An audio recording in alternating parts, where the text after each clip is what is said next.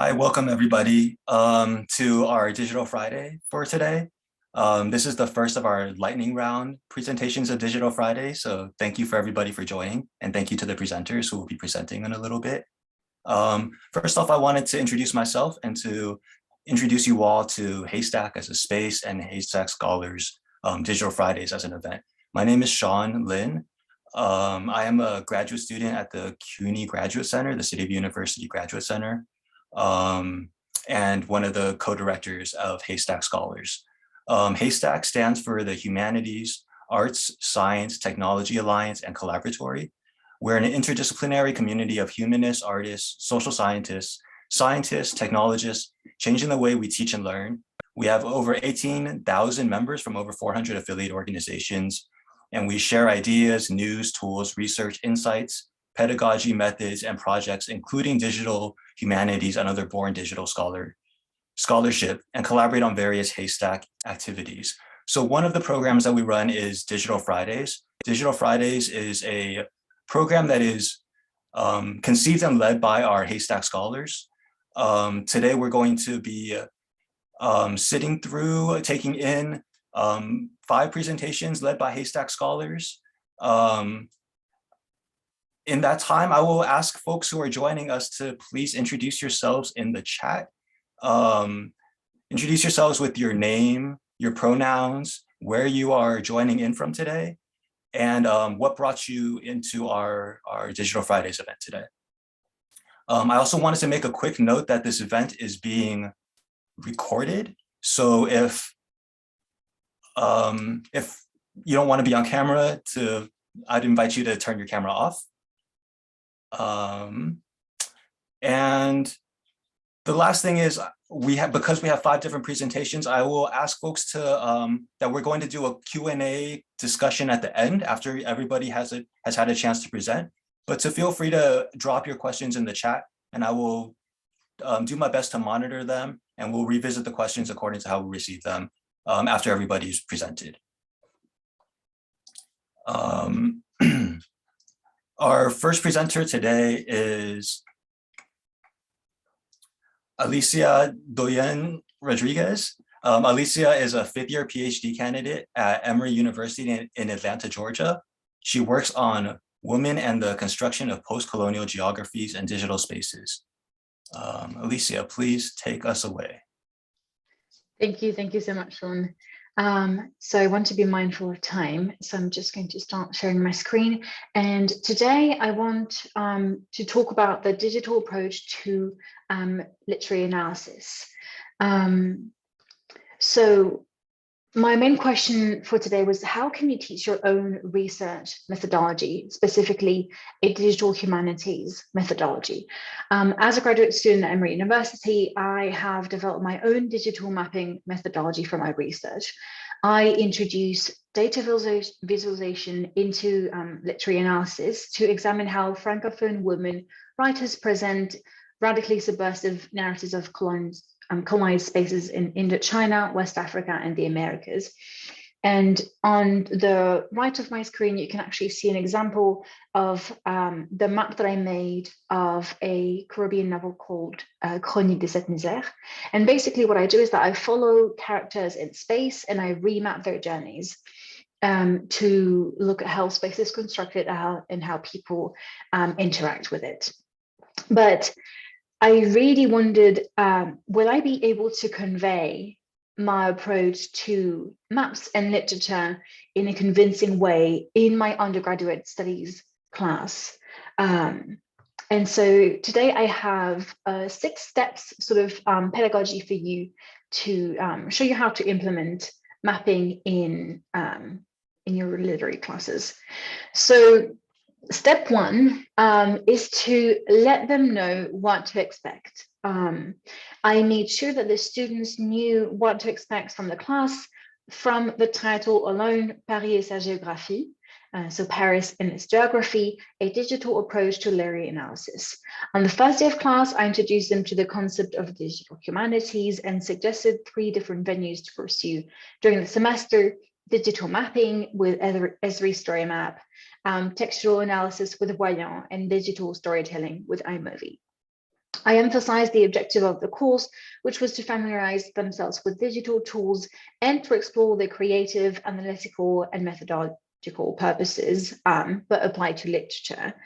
The syllabus clearly stated you do not need to be a seasoned coder to take this class. My objective is to introduce you to a variety of simple tools and to provide expert help with those. Upon seeing nervous faces on the first day, I do think that that little reassurance when, kind of goes a long way. The step 2 is to introduce them to the resources. During the first week, I scheduled a tour of the Emory Center for Digital Scholarship, which is located in the Woodruff Library. And basically, there's a whole part of the Emory Library that is dedicated to digital scholarship, where staff members, interns, and assistants can help students with their project. If your university does not have one of those, you could also really state the resources for your students, wherever they are in your institution.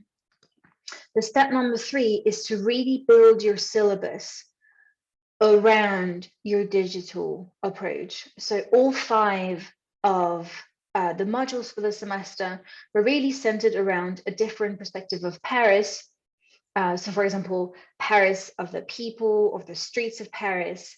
And for each assigned text, I carefully scaffolded analytic and interpretative questions to direct the reading to the way the city was depicted, and more specifically to the spatial, racial, and class dynamics.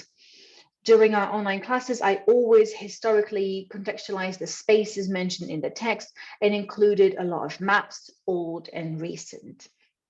The introductory class is meant to establish a foundation for French literature over the centuries. So the students read Renaissance accounts of medieval Paris, as well as contemporary narratives of Paris and its periphery, right? So everything was kind of building towards space and that approach of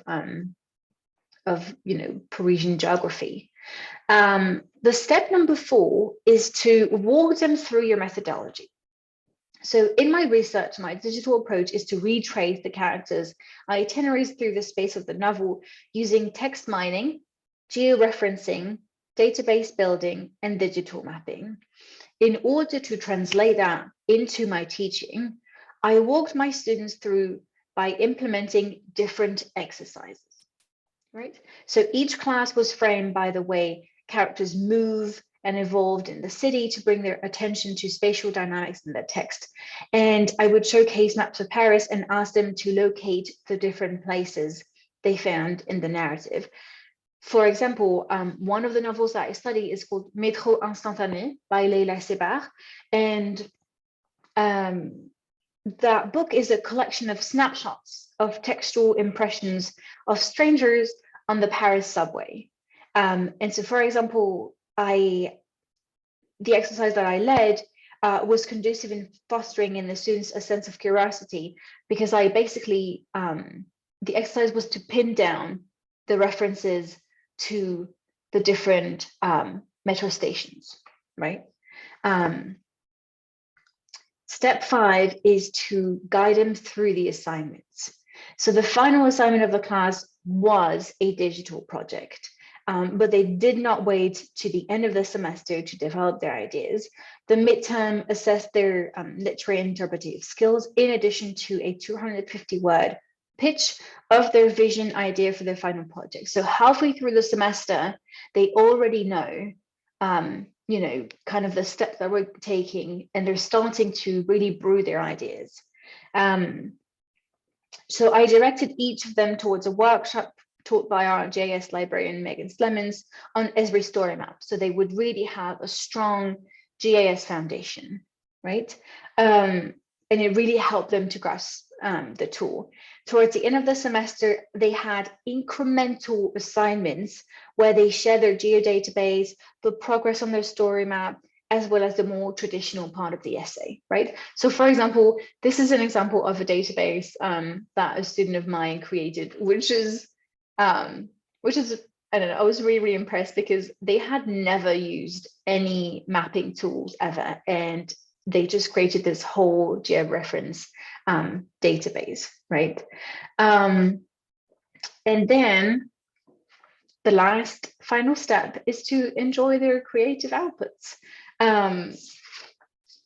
So I was simply, I know it sounds really cheesy and I know everyone says that, but I was really dazzled by my students' digital projects.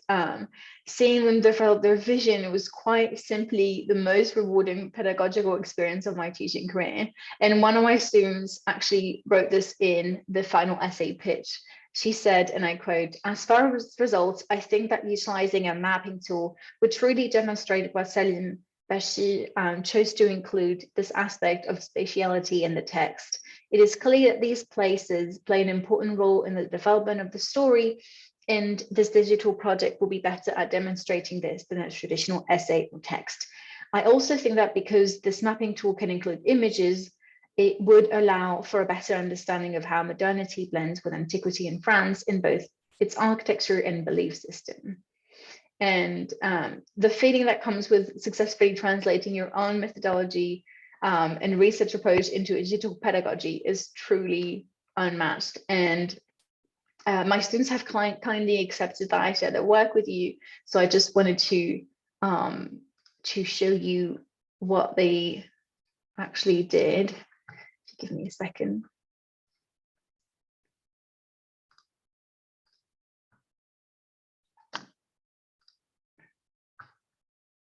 Give me 1 second. Am I okay with the time, Sean?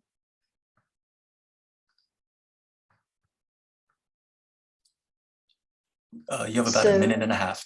So yes. A yes. minute and a half. Okay, so I'm just going to quickly show you 3 of their projects, and I will also link them in the chat so you can have a look at them. So this was actually based on the Metro novel, and as you can see, the student included really thoughtful images and then maps of the different places and different parts of the text. So this is an overview of the places that she chose. And then for each quartier, each arrondissement, so each neighborhood, she really gave a economical and sort of like contextualization, which was really, really amazing. This is another one. This student undertook this massive project, which was to remap basically almost all of the novels that we did in the class chronologically. And the comparison that he drew is between La Haine, the movie Hatred by Mathieu Kassovitz, and the different novels that we did during the semester. And here you can see the Renaissance, then you can see the 19th century, 20th century. It's truly amazing. And then the last one that I wanted to share with you is a spatial analysis of how characters are moving within Paris Noir, within Grand Frère by Salim Bashir. And yes, I was truly amazed by their projects. Okay, thank you very much. Thank you so much, Alicia. If anybody has any questions for Alicia or comments, to feel free to enter them in the chat. And again, we'll have a Q&A at the end of our presentations. Our next presenter today is Christopher M. Carruth. Christopher is an artist, educator, and technologist. Chris has been instructing at Colorado University Boulder since 2015, when he was appointed teaching faculty at the Atlas Institute. In this capacity, he helped design and implement the core undergraduate creative technologies curriculum, including digital and critical thinking foundations, the image visualization pathway, and first-year seminar. These efforts resulted in winning the prestigious Marinus Smith Award for instruction and being ranked by FCQ among the university's top teaching faculty. He currently splits his time making, teaching, learning, unlearning, questioning, making friends with the animals and parties between Vancouver, British Columbia, Boulder, Colorado, and Santa Fe, New Mexico. Thank you, Christopher. Take it away. Yeah, thank you, Sean, for that kind intro. And Alicia, that's amazing work, and your joy at sharing your students' work is infectious. So thank you for that. I'm gonna go ahead and share the screen on my end and just kind of dive right into it. So the foundation of my practice, art practice that is, and this does feed into scholarly work as well as what goes into the classroom, is focused on intervening into our relationship with contemporary technologies, various technologies. And the idea is to subvert algorithms and algorithmic thinking, to create space for contemplation, for critique, ultimately really complementing fields of speculative design, speculative ethics, and future imaginaries. So really, that's what I am super thrilled and honored to be able to share some of that work with you today. In short, what I do, what I do, when I do what I do, and hopefully why that matters as well from a pedagogical standpoint. So let me get into that. And I should mention, as Sean touched on, I do bounce between a few different locations. Right now, I am currently in central New Mexico, presenting from the ancestral lands of the Mescalero Apache. And also with my affiliations in CU, I think it's worth noting that that location is located on the traditional territories of the Arapaho, Cheyenne, and Ute nations. So let me move on from that and give some insight into what my process is, since I feel like for most of the folks today, given that I have an MFA and I'm approaching this from an artistic standpoint, it may be a little bit distinct from traditional scholarship, but it does, my practice is research-based. So in terms of that process, once I get an idea, I generally follow these 3 fluid iterative stages, right? Like many of you, I will let curiosity guide my research of a topic, contextualizing that research within the broader, socio-cultural, political, historical, and contemporary discourse, really trying to see what has been done before in this space, and what can I add to the conversation. So the work of artists, scholars, writers is all relevant in this process to make sure that I'm making a concentrated effort to be in conversation with their work. From this, I transform my research into short form image-based proofs. This is often poetics or writings or basic imagery. So short proofs that will go into like a peer review process with colleagues and others to get feedback. It's discussion. It's a collaboratory in many ways. Then that becomes the final iterations, long form type work that will live on in a few different ways. So today I'll share a couple of those examples here in a few seconds. But those visuals and the work itself, in terms of like a medium, the questions formally resolve themselves in a variety of media. So time-based media, still motion imagery, creative coding, 3D printing, so object-based sculptural objects, even some performatory work, and also participatory engagement in the classroom, which I'll try and touch on throughout this. So the first body of work I want to share is on the theme of intervention, and it's true to the nature of this talk. The first series of imagery I'm going to share on the next slide, and I do mean this no hyperbole, but if you are sensitive to bright flashing lights, any kind of epilepsy, things like that, do look away for a second. I'll let you know when to look back because this does have a fair amount of that. So this first piece was an early proof, but it's known as glossolalia is the piece. And let me actually run the code on the HASTAC's website because we've got that brought up. So it's live code. I go into what's known as a JavaScript console, which allows any kind of coders or programmers to go in and run live code to kind of do a test case of a certain site. And this code here is what I'm running. And what it's going to do is it's going to go in and it basically transforms all the CSS and HTML elements of any web page online, really erasing or emphasizing certain elements of that code. So I'm going to hit this. It's going to get very bright here in a second. So what you're seeing is that code working in real time to disrupt the normative presentation, right? So it's set to run at a quick interval here, randomizing the colors and size of the web objects at play. Ancillary issues that are part of this work are issues of structure, web-based structure, privacy, autonomy, exploitation, and commodification also are worth being considered. But being short form, this was like an early iteration of the work, it does evolve, and future iterations from this piece, let me actually just run it on the second iteration here. So same kind of process, same site, Haystacks, and instead I'm going to add a few different variables, notably this blur variable, and change the time. And what happens is the same code runs, but it's going to give a different presentation. And instead of this kind of really rapid fire sense of coding, what you get now are these color fields, almost like Mark Rothko-esque, and that's intentional, is to create a contemplative space, literally transforming what the internet is into this seeding color field dynamic.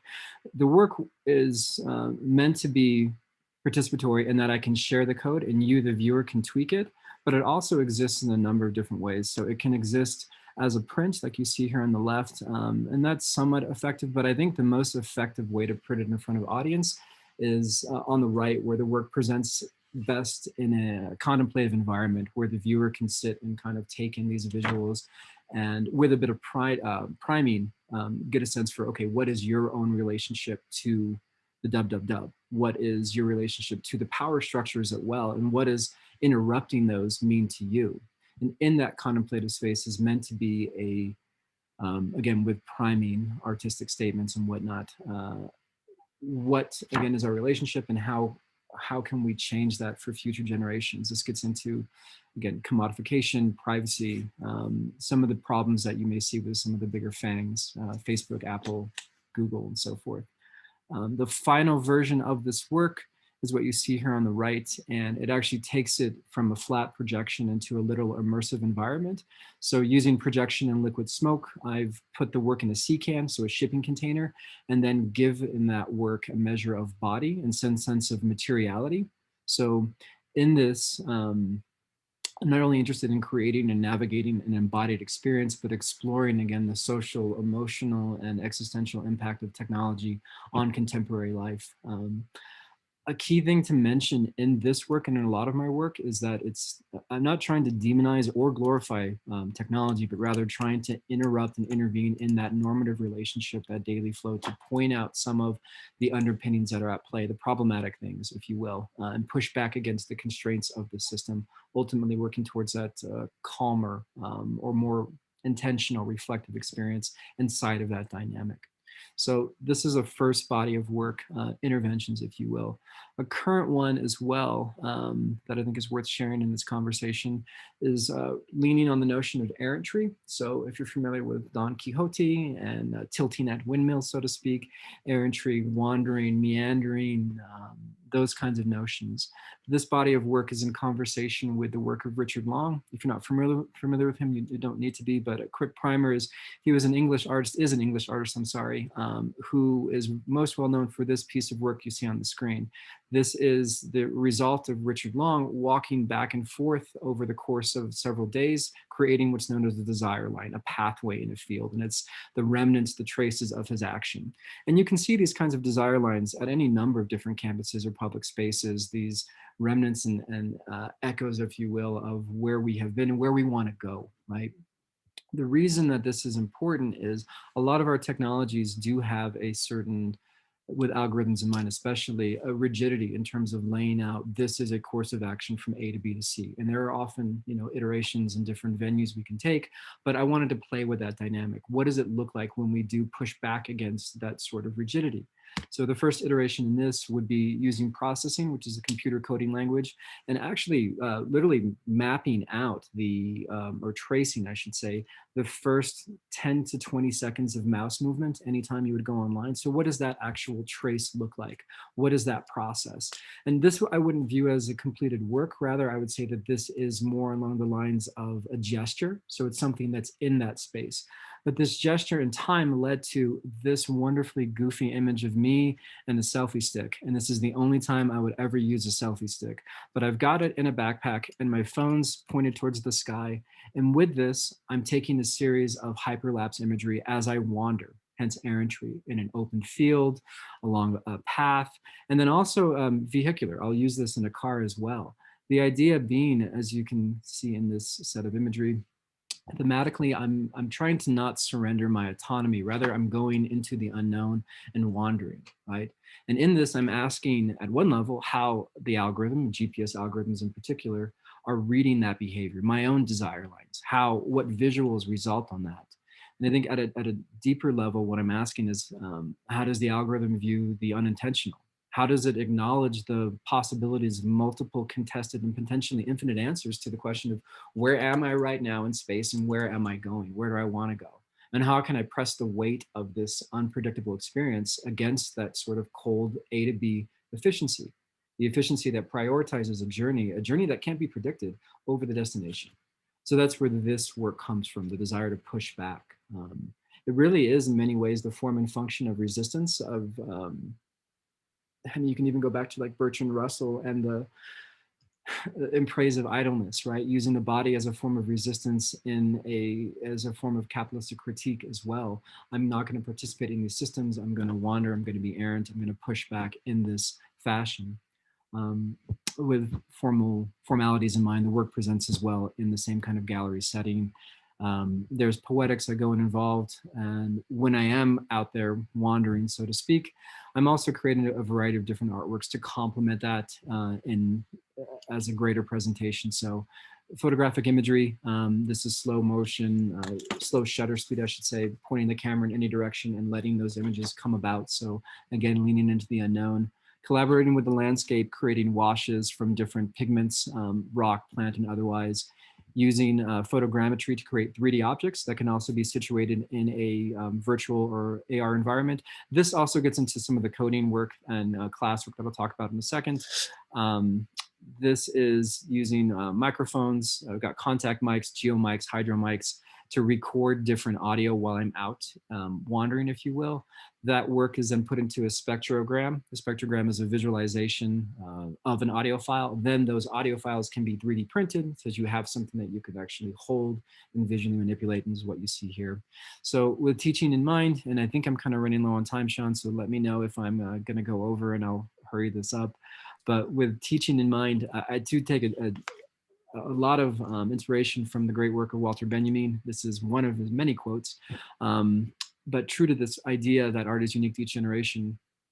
Right now, teaching art as a way to get students engaged with coding and problem solving, to see that this is a contemporary tool that we can use for artistic expression in a number of different ways. Sean, your hand is up if you had a question, or if you're just notifying me of time. So the latter. Yeah.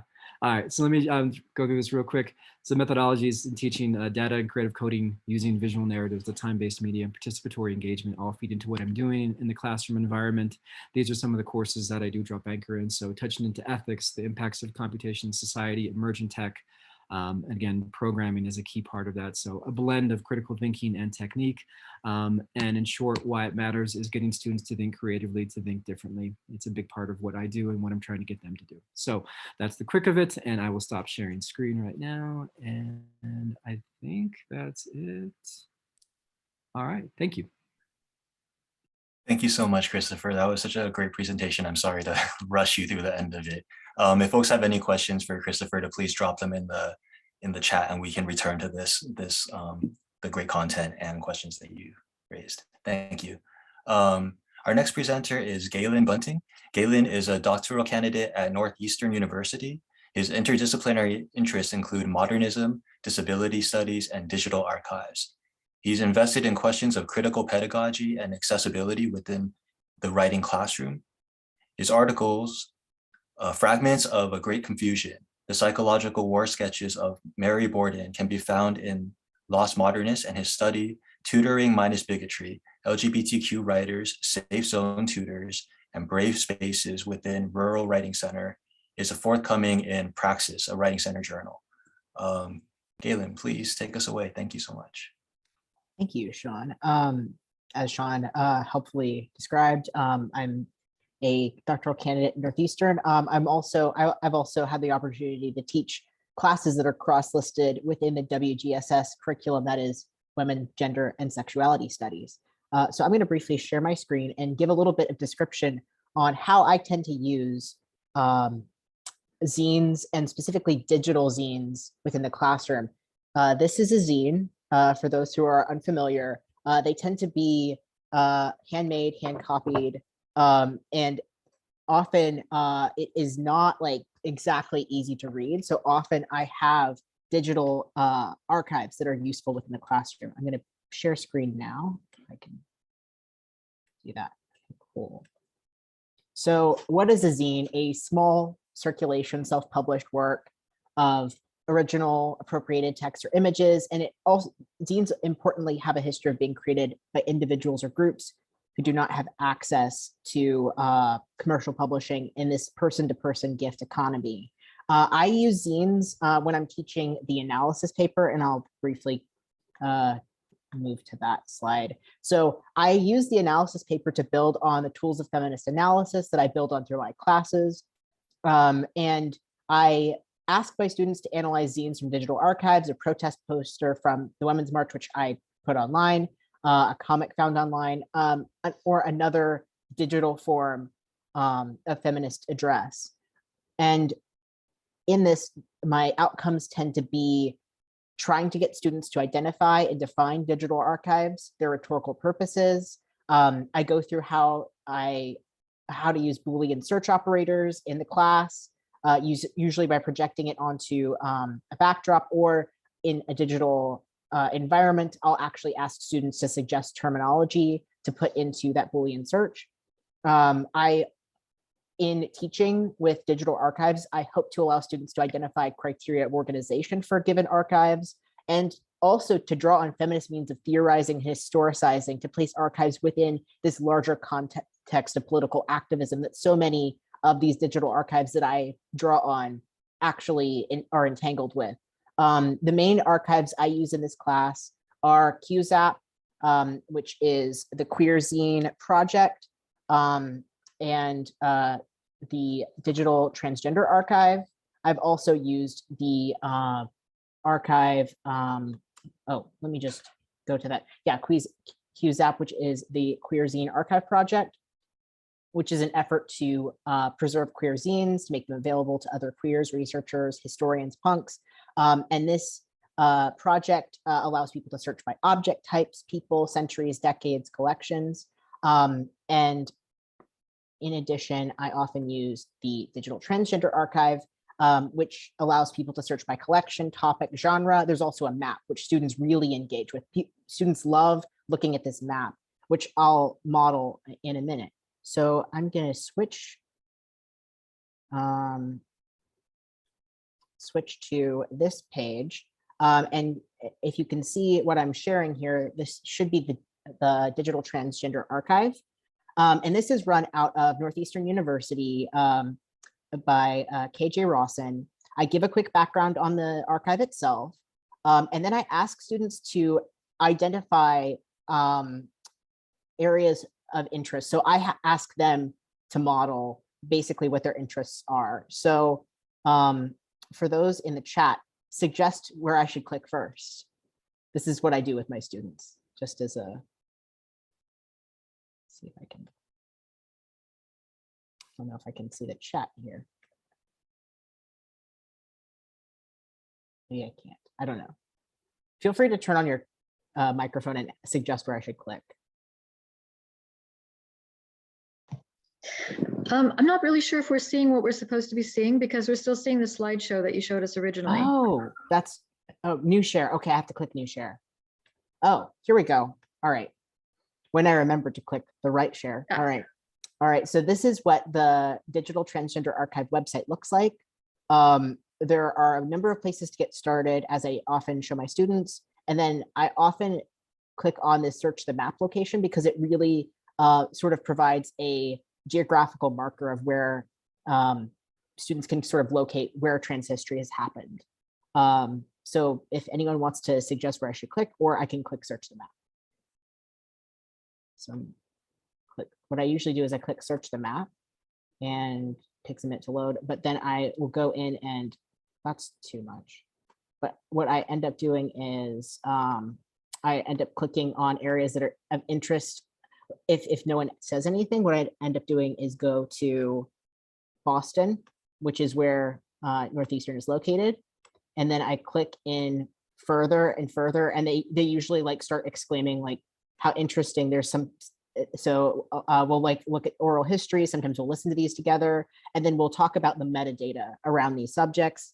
And often when they're doing their analysis, I ask them to look at the metadata and see how the various forms of metadata actually are of interest to people who are interested in seeing how something is ordered within an archive. So I'm going to hit new share and go back to my slideshow. So here's an example of one of the assignments that one of the students made for the class. So in this assignment, this is from the Art of the March online archive. So as you can see, she's included the Hang On to Your Reproductive Rights poster, and then she describes it, and then she talks about the metadata. So very often when I bring up the digital archives within the class, we'll pick an object and then we'll go through, we'll list out the metadata, and then I'll ask what they think, why do you think this metadata was applied, and how is it useful for categorizing this object. And here she actually poses some arguments for she notes that the phrase is a famous protest slogan, a historical reference, and categorizes its tone as assertive fear. So she talks about how the actual block lettering is reflected in the metadata and the colors. And students often also look at zines. So in this excerpt from a student essay, the student looked at a queer Haggadah in a zine format and talks about how the artifact is located not only within an archive, but within an entire faith practice as well. So in these different forms of engaging within the archive, I always try and engage people in talking about not only how is the item located within an archive, but how is it located within a broader discussion. So I often also ask students, if you had ideas for the people who run the archive, what would you suggest? Is there anything that's inaccessible about the archive? Are there other ways in which we can broaden the archive's accessibility to other people? And how I draw them in to this is we usually start with the article, Zines, Art Activism, What We Learned from Riot Girls by Dr. Rebecca Buchanan. And we talk about how zines are often a way in which people who don't have access to commercial publishing often engage politically. And we talk in depth about the political project of zines, and then we extend that to talk about digital archives as an accessible form of accessing archives, in that you don't have to get special permission to look at these artifacts as well. So that is the end of my talk. Thank you for attending.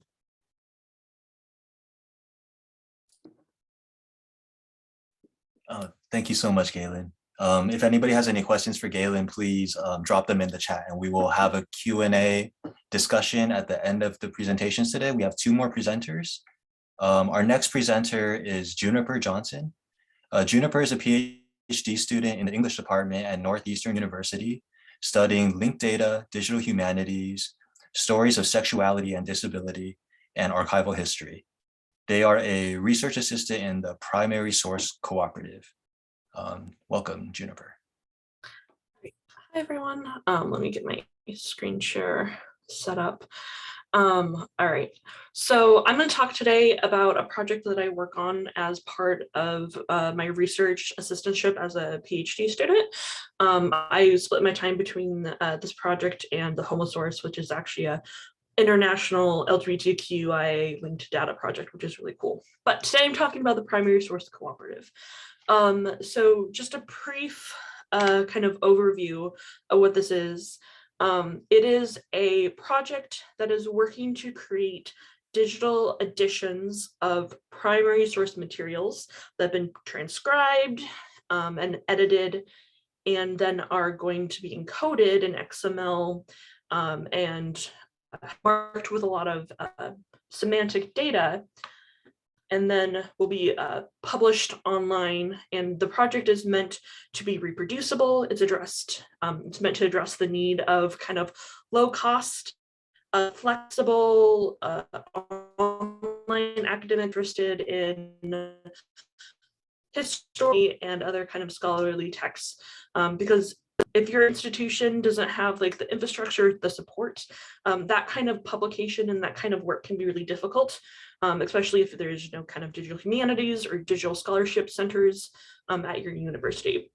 So this project is a collaboration between the Massachusetts Historical Society, the Digital Scholarship Group at Northeastern, And these 4 different editions, which are teams of editors by scholars from all across the country, all specializing in 19th century American history and culture. So I kind of want to just show how many people are all involved, because today I'm just going to give kind of an overview of what our process is and why I think this project is really exciting, both in pedagogy and also the ways we're kind of bringing together traditional academic scholarship with scholarly editions and documentary editing with digital humanities. All right, so the first part of the workflow that we are creating for the Primary Source Cooperative is transcribing historic materials. So these editions will take what we see on the left as a letter, right, and transcribe it into a Word document. Now, we chose Word because it's easily accessible, and a lot of people use it for their scholarship on a day-to-day basis. This project is really meant to be utilized by people of all different technology skill sets. So in Word, we use these different what we call markers. They're different like subject headings that are enclosed in double curly brackets that the transformation workflow that we've developed to take these Word enhanced templates that all have the same form that is structured with these keys to transform it into XML. So depending on what people are going to be encoding, from letters to diaries, the way that they're transcribing is different, and the kind of different editorial practices that each team does is different. So some might have tandem readings, or they're verifying what's in their document is what's on the page in a variety of ways. But once they have that, they run it through something we call wetback. So WET is Word Enhanced Template. Essentially, this is just a interface that you upload your Word templates to, and then it uses an XSLT program and a few other things to match those different headings in the Word document with the tags and elements TI schema that then produces XML. So for those of you who with XML, markup language is used to mark different semantics, structural, documentary in the form itself. So this is really exciting because when we think about like a document, right, especially document as a digital, something we can interact with online. So the whole goal of this grant and this project is to create a platform where we can publish these digital editions. But XML is really exciting because you can encode different levels of information that then can be utilized in textual analysis, computational visualizations, and all these other things. So what's really exciting about this project is that we are focusing specifically on semantic data. So all of the different editions are going to be encoding names and subjects for all of their documents. For names, they're encoding the first mention of people and then choosing subjects accordingly. Now, this is really exciting because one of the projects, the John Quincy Adams Digital Diary, has been going on for several years. I think it's almost a decade now. And they're just finishing transcribing all of JQA's diaries from his entire life. He was a very extensive diarist. And they have a database of all of the names mentioned in all of his diaries that exceeds 40,000 names. Now, the other projects are, creating databases, or creating these names, pieces of information into a names manager. But what's really exciting about this project is we're also pulling from all these kind of name authorities. So Library of Congress name authorities, Wikipedia, SNAC, YFF, all these things that allow us with linked data to connect our project and all the names that we're bringing together in these individual documents and in these different editorial editions to other projects outside. So this will allow users to search out on the digital edition and be linked to additional information. But what I think really sets this project apart from other ones, especially other academic publishing of digital editions, is that all of the things that I've just described have been implemented and designed for creating documents that we can manipulate in a digital derivatives lab space. So not only are we producing digital documentary editions that people will be able to see and access these materials online, but because we have encoded them in a very specific way, according to a schema that we've put together, we know how to be able then to feed that into different data derivatives, computational analysis that are being put together by the DSG at Northeastern, in particular William Quinn, who's the semantic data specialist over there. So we're using things like georeferencing, using named entity recognition to identify where different geographical places are in these texts, network analysis, topics, word embedding. But I wanted to bring up a quick, all of this is under construction, because we're building essentially all of this from scratch, and I only have a small part in the large network.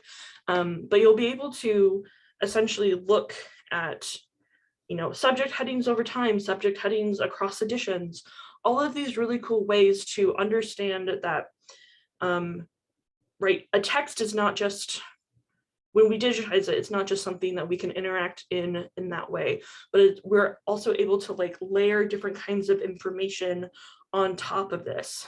So this project is really exciting because there's so many moving parts, and trying to explain it in 10 minutes is in itself kind of a whole thing. But what's really exciting about this, and I don't have another slide on this, is that a lot of these scholars who are part of the editorial are actually utilizing the wet templates for transcriptions in the classroom.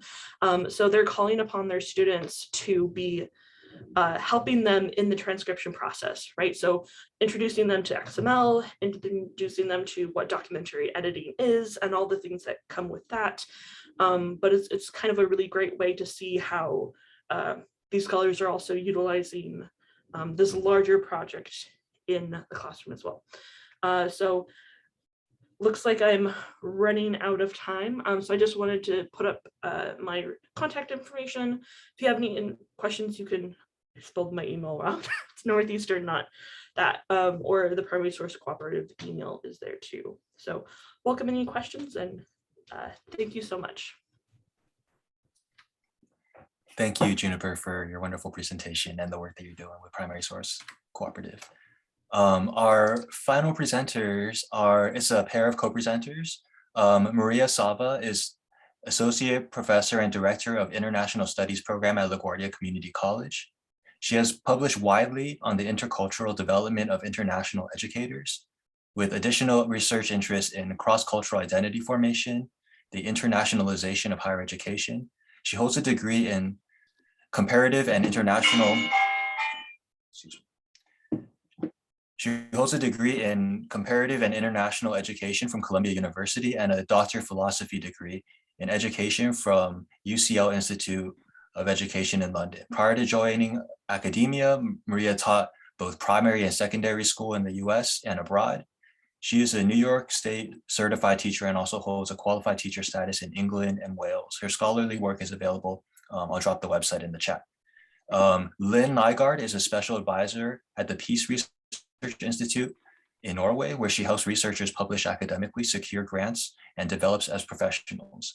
Lynn is the author of Writing for Scholars, a practical guide for making sense and being heard in 2015, and Writing Your Master's Thesis from A to Z in 2017, both published by Sage.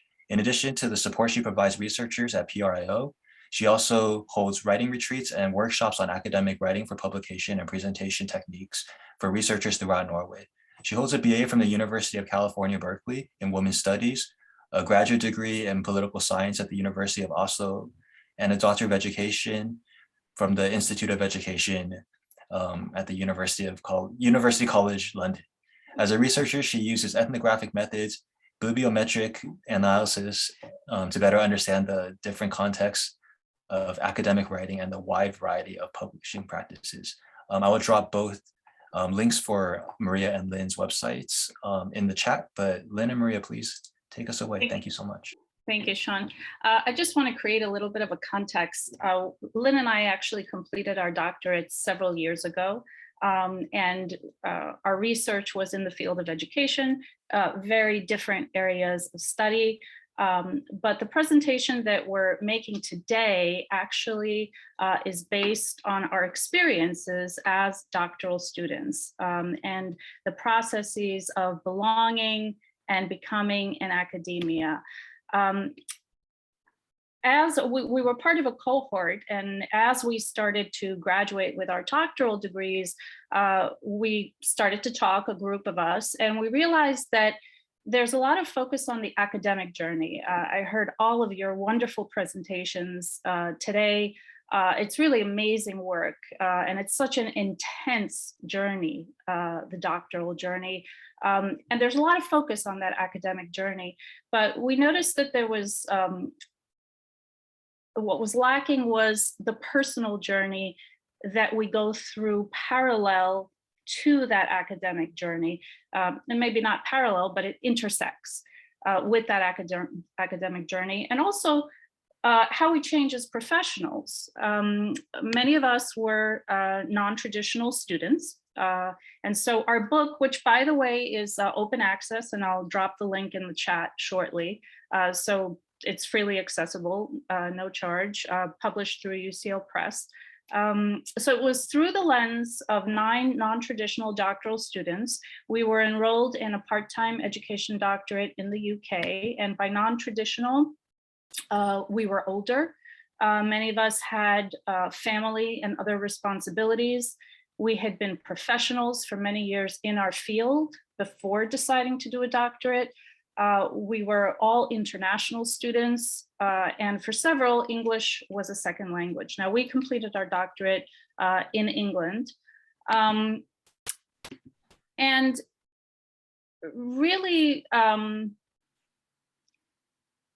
did you want me to take this one? Yeah, why don't you do that? Okay, so we have this theoretical perspective where we're looking at this internal process of becoming an academic. We started with the idea that it doesn't really help to get a diploma that says you're a doctor if you don't feel like one.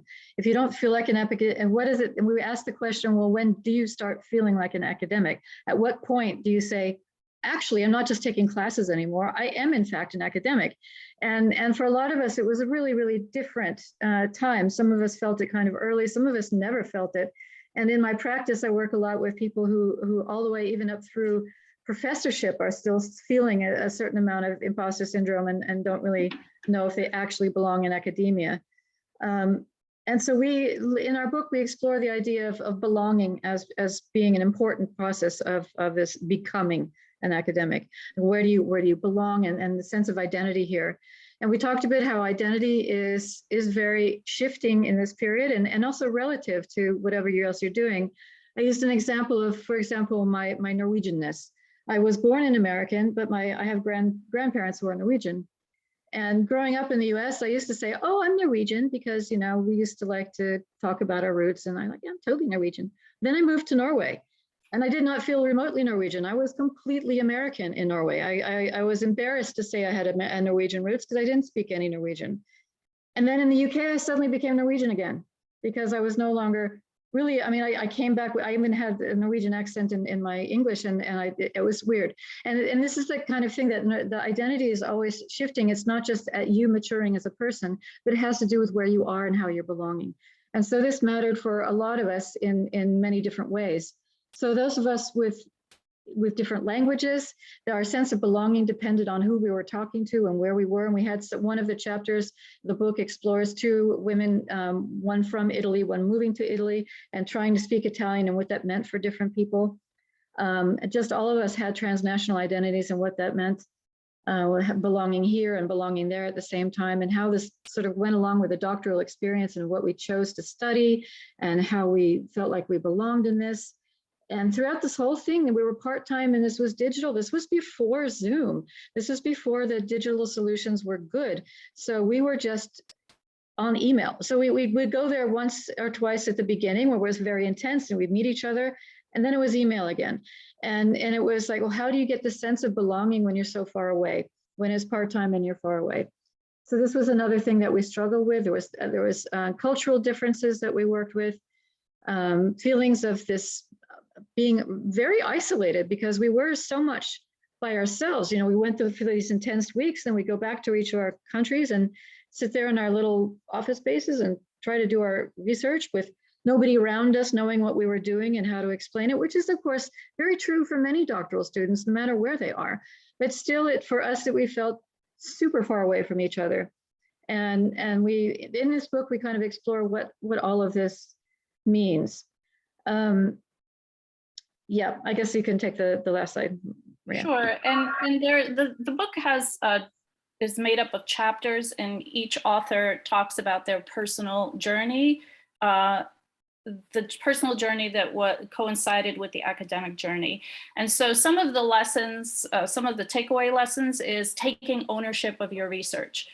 It's your research, not your supervisors. So there's one chapter where, you know, someone basically followed the suggestions of their supervisor against their own intuition because they assumed the supervisor knew better.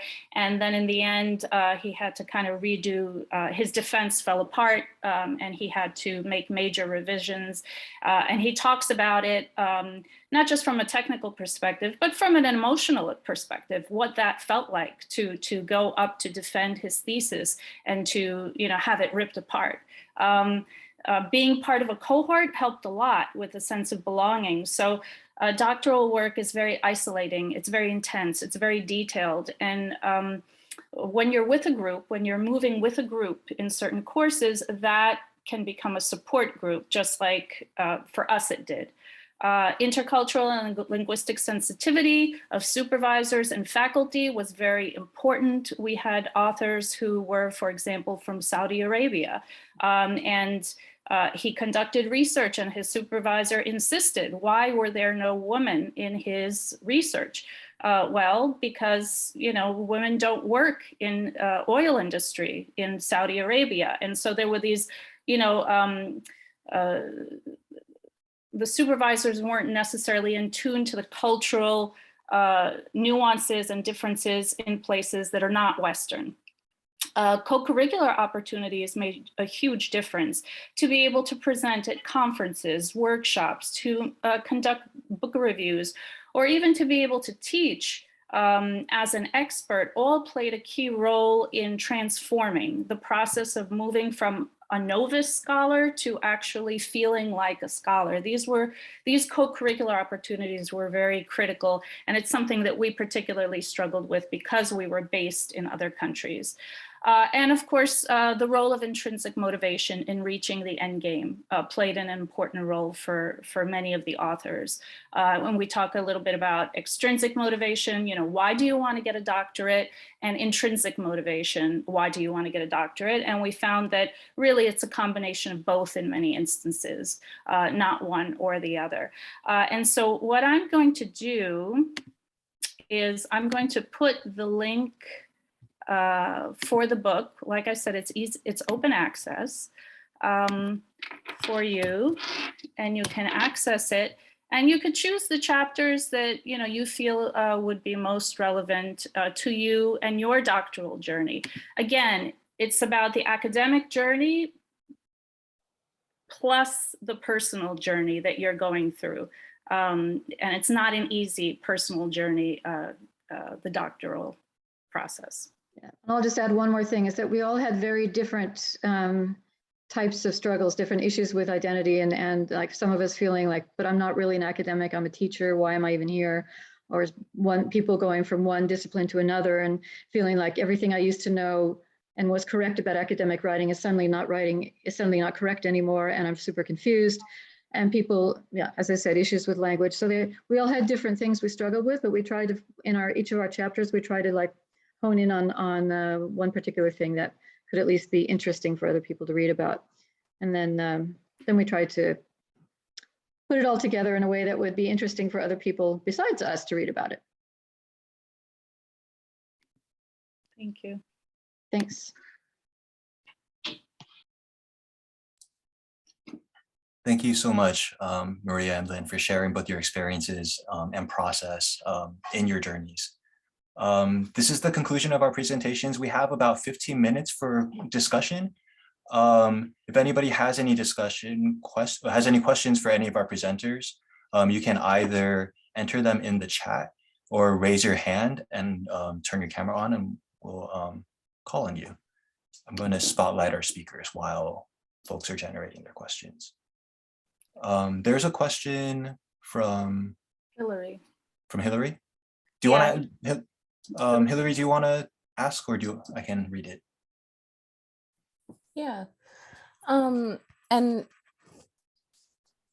like, I also understand that people might be looking for feedback on their presentations as well. And I know that this is like a little off topic, but your presentations, Maria and Lynn, just made me think about how like my own journey of finding belonging in academia, but I just was wondering if anybody had any particular strategies that they've used in their experience to sort of find belonging and overcome some of the isolation that comes with being an academic.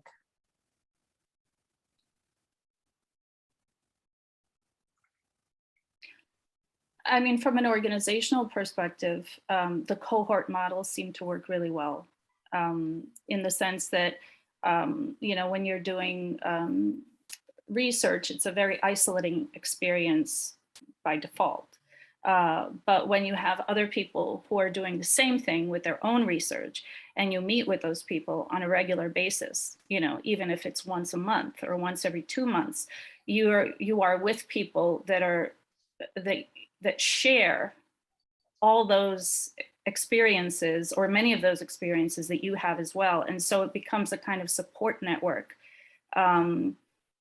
Because I mean, the reality is when you're doing a doctorate, it's very hard for anybody who's never done it to be able to understand what that process is about, or how isolating it is, or how frustrating it is, or how difficult it is.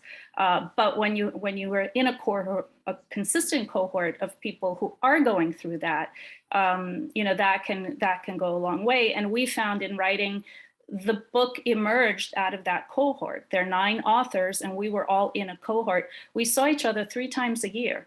In the UK, we lived in our own countries, but we maintained our friendships long after we finished the program. And in fact, this book was a result of that.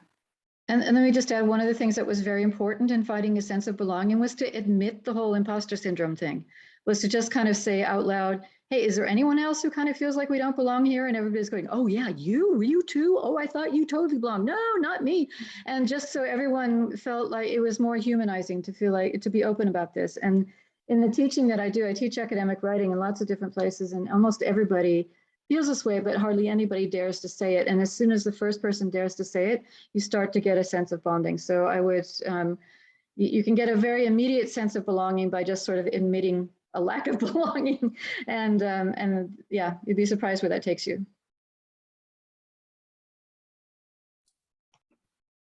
I just want to hold space for if any of the other presenters, if they want to share any of their thoughts on finding belonging in academia.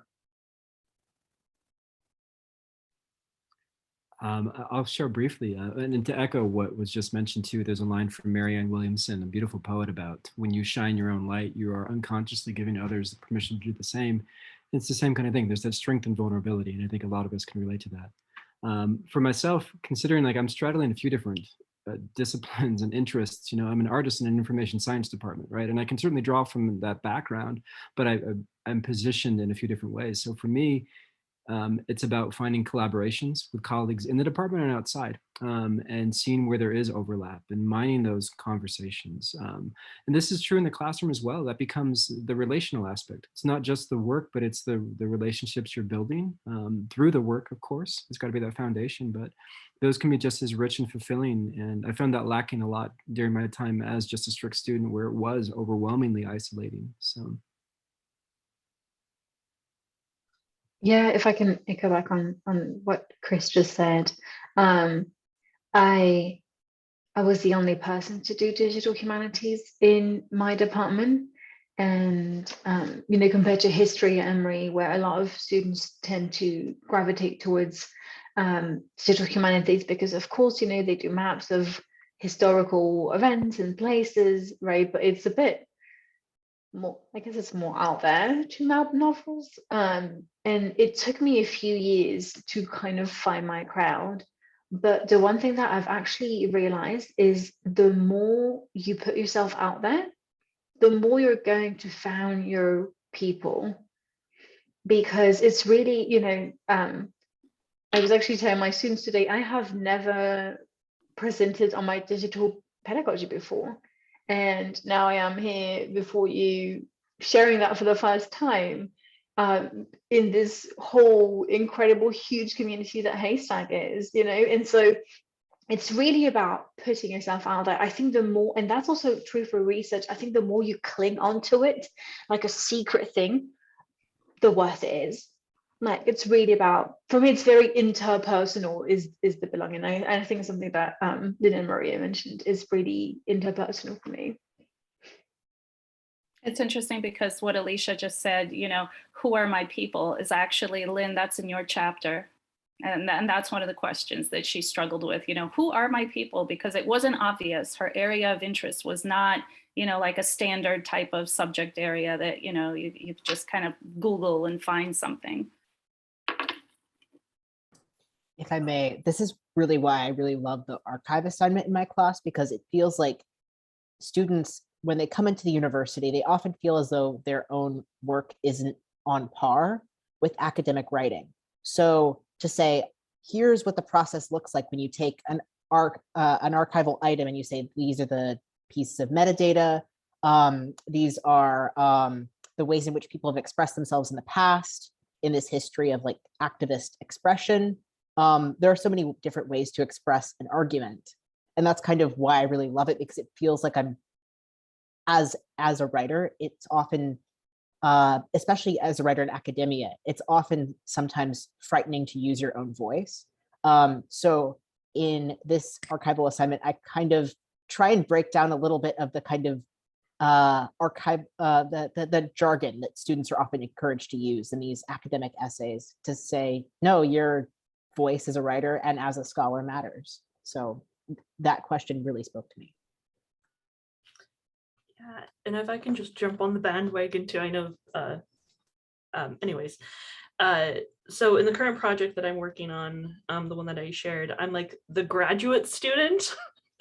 The different editors might like have undergrads they're working on, but I'm like the youngest in terms of education and other stuff. And it's been a really great learning opportunity because I've had a lot of people be very generous in modeling what kind of mentorship they want to enact in academia, in encouraging me to share the work that we're doing, not just feeling like I'm one part of a larger puzzle piece, like who am I to talk about this entire project? But I would say, so as a PhD student, not only is it like the cohort that's been really important, but I think also just like understanding what kinds of models of mentorship are like not just sustainable for everyone involved, but are generative and kind of undoing some of the things that I think in academia can like be very harmful about power differentials and stuff. And so I've been very fortunate to have a lot of good opportunities with that. Thank you so much, Juniper. In our remaining few minutes, Galen actually had a specific question for your research, so let me pass it back to Galen. Juniper, I wanted to ask, in working with the schema for digital methods, were there any unforeseen difficulties or interesting glitches which arose in the process? Yes. I don't know about any of you in terms of your projects, but this was like one of the first projects I had been involved with from like the beginning until now. So seeing something where they've had all these concepts theoretically, but now it's like the time to make it, and just understanding just how many times you have to perfect something until it's like stable, especially when you have a lot of different moving parts of a lot of different technologies, is, yes, so many challenges. But I think what's really interesting about digital projects in particular, regardless of what format you're using, is that I find in doing the process over and over again, you really get a sense of what your data is about. And what I think is really interesting, regardless of, and I mean, I could ask so many questions of you all, of like, in the moments where you have to look at something another way in order to like think fix a problem that you like, what are surprises you've learned about your data in the problem solving moments that have come up? Because I think for me, that's like one of the most frustrating things about digital work, but also like one of the most interesting to learn. All right. Thank you everybody for joining, and thanks again to our presenters. I don't know if y'all have been monitoring the chat, but there's been a ton of appreciation for your work, your thought processes, kind of sharing your there's a lot of vulnerability shared in the research and writing process that I think folks shared, and I think people were really appreciating. So thank you all once again for everything today. And thank you to folks who participated or joined in our Digital Fridays today. Our final Digital Friday of the spring is coming up the first week of May 6th. If folks have any questions about HASTAC, I invite you to check out our website, hastac.org. And you can also reach Hillary and I, we're both the co-directors of HASTAC Scholars, at scholars@hastac.org. I'll put that in the chat as well. Thanks, everybody. We'll see you soon.